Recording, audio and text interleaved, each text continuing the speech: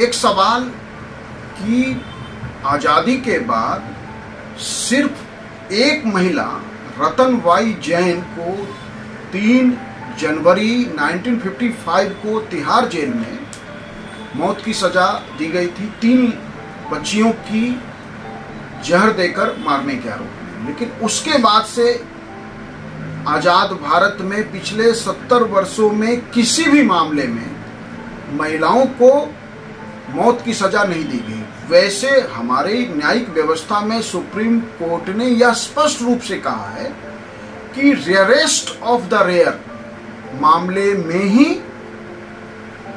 किसी को मौत की सजा दी जा सकती है। लेकिन फिर भी कई ऐसे मामले हैं जिन्हें हम रेयरेस्ट ऑफ द रेयर की श्रेणी में रख सकते हैं, जैसे रेणुका सिंधे और सीमा गावी। ये 27 ईयर 25 ईयर की 2 बहनें थी। यह 13 बच्चों के अपहरण और उनमें से 9 बच्चों को कत्ल करने के जुर्म के बाद भी उन्हें मौत की सजा तो दी गई, लेकिन मौत एग्जीक्यूट नहीं किया गया। तो सवाल है कि आज़ादी के बाद पिछले 70 वर्षों में हमने किसी भी महिला को मौत की सजा तो दी है, लेकिन उसे एग्जीक्यूट नहीं किया। तो क्या हम महिलाओं को 2-2 सजा दे रहे हैं? इस पे भी हम अभी बात करेंगे।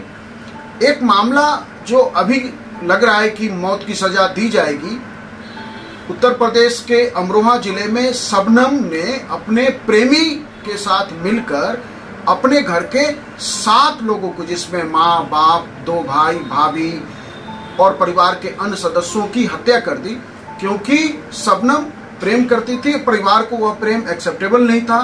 तो शबनम ने पहले तो जो है खाने में बेहोशी की दवा मिलाई और बेहोशी की हालत में कुल्हाड़ी से अपने प्रेमी सलीम के साथ मिलकर घर के 7 लोगों की हत्या कर दी, जिसमें 2 भाई हैं, माँ बाप हैं, भाभी हैं, मौसी है, मौसी की बेटी है, एक भतीजा है। और शबनम को जो है निचली अदालत से लेकर सुप्रीम कोर्ट तक मौत की सजा बहाल रही। 2015 में सुप्रीम कोर्ट ने उसे मौत की सजा को बदलने या खत्म करने की मांग की याचिका रद्द कर दी। राष्ट्रपति ने भी उसकी दया याचिका खारिज कर दी है। तो सवाल अब है कि क्या आजाद भारत में शबनम वो पहली महिला होगी रतनबाई जैन के बाद। रतनबाई जैन का मामला लगभग 70 वर्ष पुराना हो चुका है। तो क्या 70 ईयर के बाद शबनम भारत की पहली महिला होगी जिसे मौत की सजा दी जाएगी? और यदि मौत की सजा उसे 2015 में सुप्रीम कोर्ट से अंतिम रूप से दी जा चुकी है, राष्ट्रपति ने दया याचिका ठुकरा दी है, लेकिन अभी तक मौत की सजा को एग्जीक्यूट नहीं किया गया, लागू नहीं किया गया, तो क्या हम शबनम को 2 सजा नहीं दे रहे हैं कि हर दिन की सुबह उसे लगता होगा कि आज की शाम और ये आज का सुबह जो है मेरे जीवन का अंतिम है, आज जो है मुझे फांसी दे दी जाएगी। और हर दिन वो फांसी और आजीवन कारावास के बीच में। तो क्या हमारा न्यायिक तंत्र, क्या हमारा जुडिशियल सिस्टम इस बात को अलाउ करता है कि एक व्यक्ति को किसी भी अपराध के लिए, rarest of the rare crime के लिए भी क्या हम 2-2 सजा दे सकते हैं? जब हमने मौत की सजा दी तो उसे एग्जीक्यूट क्यों नहीं किया? और यदि भारतीय न्यायिक व्यवस्था में महिलाओं को मौत की सजा नहीं दी जानी है तो फिर हम मौत की सजा को महिलाओं के लिए हटा सकते हैं क्या? नहीं हटा सकते हैं, क्योंकि रूल ऑफ लॉ का देश है, equal before law, equal protection of law का देश है। यह बात ठीक है कि महिलाओं के प्रति भारतीय समाज में एक सिंपैथी, एक सहानुभूति होती है। जजों का एक अपना न्यायिक विवेक भी काम करता है, उनका अपना विजडम काम करता है। सामाजिक मानदंड भी है इस संदर्भ में, सांस्कृतिक और धार्मिक मान्यताओं का भी मामला है।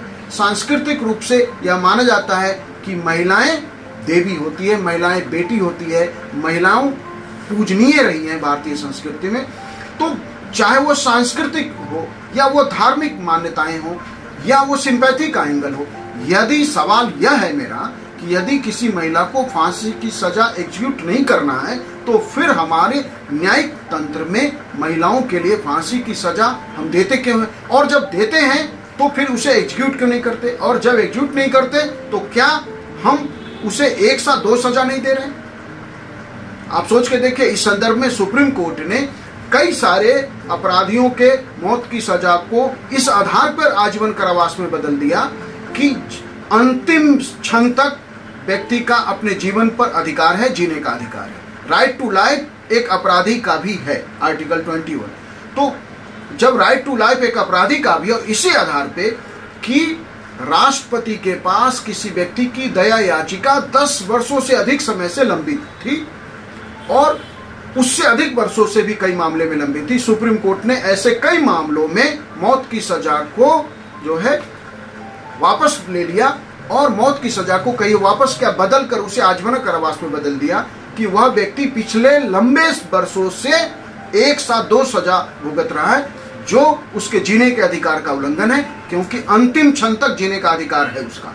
तो क्या महिलाओं के अंतिम क्षण तक जीने का अधिकार नहीं है? और यदि हम अपने पिछले 70 वर्षों में रेयरेस्ट ऑफ द रेयर मामले में भी हमने किसी महिला को मौत की सजा लागू नहीं की, तो फिर हम अपने न्यायिक तंत्र में मौत की सजा देते क्यों हैं महिलाओं को? और जब देते हैं तो क्या उनके मामले में एक साथ जो है 2-2 सजाएं नहीं है? क्या उन्हें अंतिम क्षण तक जीने का अधिकार नहीं है? इसीलिए हमें लगता है कि इस संदर्भ में देश में संसद में चर्चा हो और हम कई सारे जो है क्लासिफिकेशन अपने कानून में बनाते हैं और क्लासिफिकेशन के आधार पे अलग से प्रावधान करते हैं। हमें महिलाओं को भी मौत की सजा से बाहर करना चाहिए। अधिकतम सजा टिल डेथ हम आजीवन कारावास कर सकते हैं। Thank you.